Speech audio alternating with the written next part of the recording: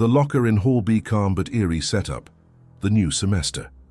It was the start of sophomore year at Jefferson High School in Dayton, Ohio, when 16-year-old Emily Rhodes first noticed something strange about locker 2013B. It sat at the far end of Hall B, near the janitor's supply closet, where the fluorescent lights always flickered, and the air smelled faintly of rust and bleach. No one wanted that locker. The rumor was that a student named Kyle Mercer used it years ago, before he went missing. People said he was last seen grabbing his books from that very locker before vanishing after detention one winter evening. Emily didn't believe in ghost stories, so when the school secretary accidentally assigned her 213B, she shrugged it off. That first morning, she twisted the combination lock open and froze. Inside was a single Polaroid photo, a blurry image of the exact hallway she was standing in, taken from behind her. The first strange sign, the Polaroid, Emily tried to laugh it off. Maybe someone was messing with her. Still, she couldn't shake the chill that ran through her when she realized the photo was recent. The lighting, the posters, even her new backpack in the shot. She showed her best friend, Maya, who nervously said, "That's creepy, Em. You sure nobody followed you?" Emily checked around the locker, but there was no hidden camera, no phone. Later that day, as the final bell rang, she returned to grab her math book. Another Polaroid sat inside. This time it showed her turning toward the locker, eyes wide, exactly how she must have looked that morning. Her hands trembled as she picked it up. Scrawled on the back in black ink were 4 words, "Don't stay after dark." That night Emily couldn't sleep, because tomorrow she had detention. Fear builds and detention Friday afternoon. The rain hammered against the windows as Emily sat alone in detention. Mr. Carpenter, the history teacher, was supposed to be supervising, but he'd stepped out for a minute. Hall B was silent, too silent. The flickering lights made the walls hum faintly. Emily tried to focus on her worksheet when a metallic click echoed down the hall. Her locker door creaked open on its own.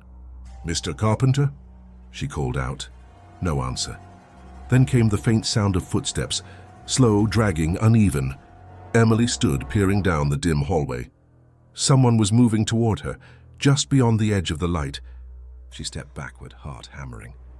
The shadow grew taller, closer. Then, snap! A flash of light filled the hall. For a split second, she saw a figure holding a camera, its face hidden behind the glare. When the light faded, the hallway was empty. On her desk sat a fresh Polaroid photo of her standing there, terrified. Isolation or doubt. Nobody believes her. The next morning, Emily tried telling the principal what happened.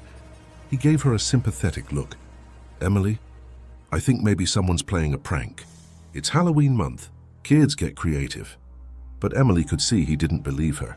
Even Maya seemed uncertain. "Maybe you're stressed, Em. That school's old, stuff happens." That evening, she returned to school to grab her forgotten jacket. The halls were empty.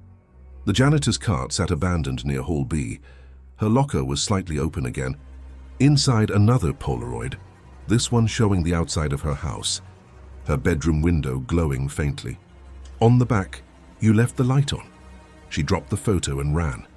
When she got home, she found her bedroom window wide open, rain pooling on the floor. Her Polaroid camera, an old one from her childhood, was sitting on the desk. The counter read, "One photo left. The threat reveals itself. Captured." That night, Emily stayed awake, clutching her phone. Every creak in the house made her flinch. Around 2 a.m., she heard faint knocking, 3 soft taps. She checked her window. Nothing. Then again, knock, knock, knock. This time from her closet door. She grabbed her phone flashlight, stepping closer. "Who's there?" she whispered. A whisper came back, mimicking her perfectly. "Who's there?" She yanked the closet open. Empty, except for her Polaroid camera aimed straight at her. The flash went off. She screamed, stumbling back as the photo slowly slid out. When it developed, it showed her face, but her eyes were pitch black, and behind her stood a blurry, faceless figure. She dropped the photo in horror, realizing the voice from the closet wasn't copying her. It was recording her, the shocking, haunting ending. Hall B lives on. The next morning, Emily didn't show up for class. When Maya went to check her house, her parents said they thought she'd already left for school. Police found her bedroom empty. Windows shattered. At Jefferson High, the janitor reported hearing faint knocking in Hall B before sunrise. When authorities searched, they found a single Polaroid on the floor near locker No. 213B. It showed the hallway, perfectly framed. In the background, the faint silhouette of Emily, standing just beyond the light, eyes black, holding a camera. The locker door was open, and inside sat the camera itself, its counter now reading 0. A week later, a new student transferred in and was assigned locker No. 213B. When she opened it on her first day, a Polaroid was waiting inside, a photo of her smiling taken from behind. The bleachers' calm but eerie setup. Friday night lights. It was Friday night in Hayesville, Kansas, and the entire town was at the high school football game. The stadium lights burned against the dark sky, moths circling in the glow, the crowd roaring with every play. 17-year-old Tyler Brooks wasn't much into football, but his friends dragged him there anyway. They sat high up in the old wooden bleachers, the ones that creaked every time you shifted your weight. Rumor was the bleachers had been there since the 1960s, back when a student named Danny Holt had fallen beneath them during a game and never come back out. The town called it an accident, but kids whispered that you could still hear him crying under the stands during late games. As the band played and the crowd cheered, Tyler's friend nudged him. "Hey, do you hear that?" Beneath the music and noise, a soft rhythmic tapping echoed from under the bleachers, like someone knocking from below. The first strange sign, underneath. The game ended, but Tyler couldn't shake the sound. When most of the crowd had cleared, he convinced his buddy Jason to check it out. They climbed down behind the bleachers, flashlights flickering through the maze of rusted beams and trash. It smelled like wet dirt and old popcorn oil. Wind whistled through the cracks above. Then tap, tap, tap. Tyler swung the light toward the sound. There was a gap between two support beams, something glinting inside. He reached in and pulled out a broken student ID card. The photo faded but still visible. The name read Danny Holt, class of 1967. Jason laughed nervously. "Man, that's gotta be fake. Someone planted that." But Tyler noticed something else. The back of the ID was warm, like it had been held in someone's hand. A low, shaky exhale came from the darkness beneath their feet. Jason dropped his flashlight. When they scrambled back up, Tyler could have sworn he saw a pale hand slide back into the shadows. Fear builds. The locker room rumor. The next day, Tyler couldn't focus. He asked around, but older staff avoided the topic. Finally, the janitor, Mr. Reddick, gave him a look that sent chills down his spine. "You kids shouldn't mess under those stands," he said, voice low. "We bricked off the old crawl space years ago. But some nights, it ain't quiet down there."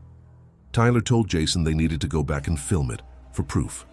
They returned late that evening, sneaking behind the school with a cheap camcorder. They crouched near the bleachers, whispering. At first, only wind. Then came the tapping again, faster this time. Tyler pressed record. "If someone's there, say something." The tapping stopped. Then a voice, faint and cracked, "Help me get out." Jason froze. "That's not funny, man. I'm not joking," Tyler whispered. The ground beneath them shifted, and the sound of scraping metal echoed from under the bleachers, like something was trying to crawl up. Isolation or doubt. Evidence. By Monday, Jason wouldn't talk to Tyler. "Forget it, man. We almost got in trouble." But Tyler couldn't. He reviewed the camcorder footage that night. Most of it was static, but at the 11-minute mark, the camera tilted slightly, catching something behind them. A silhouette, a boy, shirt torn, eyes hollow, standing just at the edge of the beam light. When Tyler paused it, he saw the boy's mouth moving. No sound, just a whisper. He lip-read the words, "You took my place." The footage abruptly cut out. The next day at school, Tyler went to show Mr. Reddick, but when he played it back, the file was gone. Deleted. The janitor's face went pale. "Son, that boy on the tape, he was my classmate." Before Tyler could reply, the hallway lights flickered. A dripping sound echoed from the ceiling tiles. Water, no, blood. It dripped onto his shoulder. When he looked up, a photo ID was stuck to the tile above him. It had his name on it. The threat reveals itself beneath the stands. That night, Tyler went back, alone. He had to prove to himself that this was real, that he wasn't losing his mind. The wind howled through the empty field. The bleachers loomed above him, creaking in the dark. "Danny?" he called out. "What do you want?" No answer, just that same tap, tap, tap. He followed it, flashlight shaking until he found a panel of sheet metal slightly loose near the base. He pried it open and crawled through. Inside was a tight crawl space, filled with cobwebs and cold air. Something glittered in the dirt, old bones, a letterman pin, and dozens of student IDs. Then came the whisper right next to his ear. "You came back for me." The flashlight flickered. For a second, Tyler saw the pale face of a teenage boy grinning through broken teeth. "Trade places," the voice rasped. Before he could move, a hand shot from the dirt, grabbing his ankle. The tunnel walls seemed to close in as his screams echoed beneath the stands. The shocking, haunting ending. Game day. The next morning, students noticed something odd.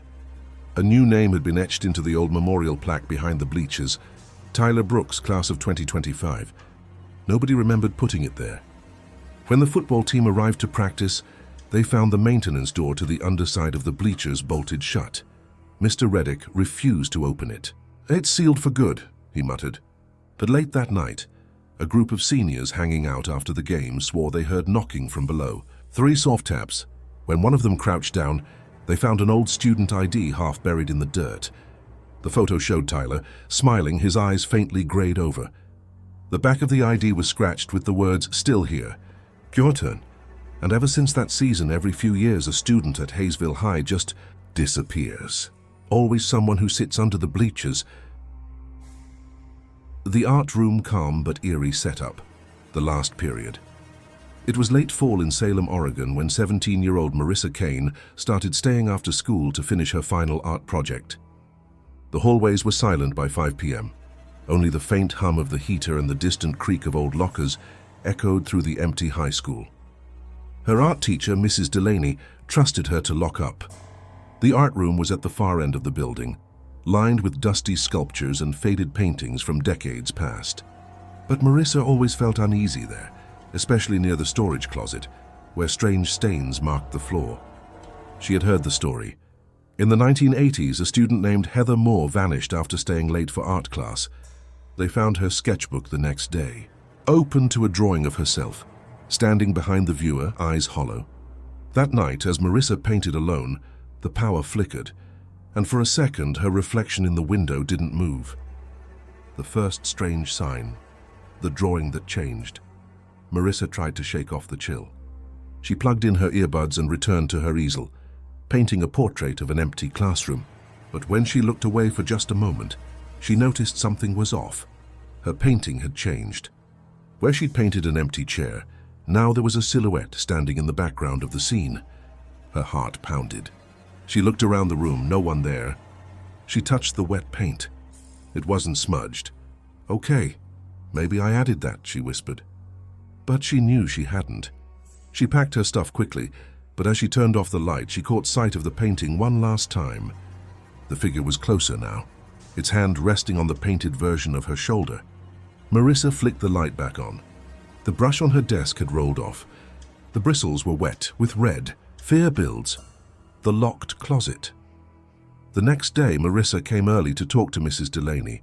"Has anyone been using the art room at night?" she asked. Her teacher frowned. "No one, why?" Marissa hesitated. "Because something's off. My painting keeps changing." Mrs. Delaney sighed. "You've been overworking yourself. But if it makes you feel better, don't go near the east closet." Kids old. That evening, curiosity got the best of her. Marissa approached the closet. The doorknob was cold, locked with a rusty padlock. But she could hear something faint, scratching. Like a pencil on paper. She crouched down, peering through the keyhole. Inside, under a flickering bulb, she saw an unfinished canvas propped against the wall. An eerie self-portrait of a girl, mouth open in silent scream. Then the eyes on the painting rolled upward, toward her. She fell back, trembling. From inside the closet came a whisper. "Don't finish it. Isolation or doubt." The sketchbook. Marissa stopped telling anyone about what she saw. Her friends laughed it off as stress. But that night she found something on her desk. A sketchbook she didn't recognize. Inside were charcoal drawings of her. Walking home, Sitting in class, sleeping in her bed, the sketches grew darker with each page, her features more distorted, until the last drawing showed her body lying on the art room floor, eyes wide open, mouth drawn in a terrified O. Her phone buzzed. Unknown number. Don't forget to lock up tonight. She tried to call back, no signal. Panic surged through her chest. She ran to the art room, determined to destroy the painting. But when she entered, every canvas in the room had been turned toward the wall, except hers. Her portrait now showed her in the closet, hand pressed against the glass, screaming. But she hadn't painted that. The threat reveals itself. The painting calls thunder rumbled outside as the rain began to pour. The lights flickered, then went out completely. Marissa grabbed her phone flashlight and faced the painting. "Who are you?" she shouted. A faint knock echoed from inside the closet. 1, 2, 3. She ran to the door and yanked the padlock. It broke easily, almost as if it had been waiting. Inside was that same canvas she'd seen through the keyhole. Only now it was finished. It was her. Exactly her. But the girl in the painting was smiling. The air turned cold. The door behind her slammed shut. She screamed, pounding at the wood. Her flashlight flickered out. A whisper rose from the dark. "It's my turn." And before she could move, a hand reached out of the canvas, gripping her wrist, pulling her toward the painted world. Her scream was cut off by silence. The shocking, haunting ending. A new subject. The next morning, Mrs. Delaney arrived to open the art room. Everything looked normal, except one thing. On Marissa's easel sat a brand new painting. It showed the art room perfectly detailed. But now there was a new figure standing near the window, Mrs. Delaney herself. She backed away, heart racing, whispering, "Marissa!" No response. Just the faint smell of turpentine and something burnt. She turned to the closet. The padlock was back, sealed tight. But when she leaned close, she heard something inside.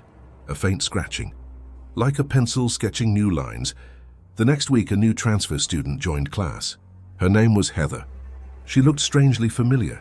Pale skin, soft voice, eyes that didn't blink often. When she smiled, Mrs. Delaney noticed the red paint under her fingernails, and behind her on the drying rack, a wet canvas gleamed. Marissa's unfinished painting, now complete.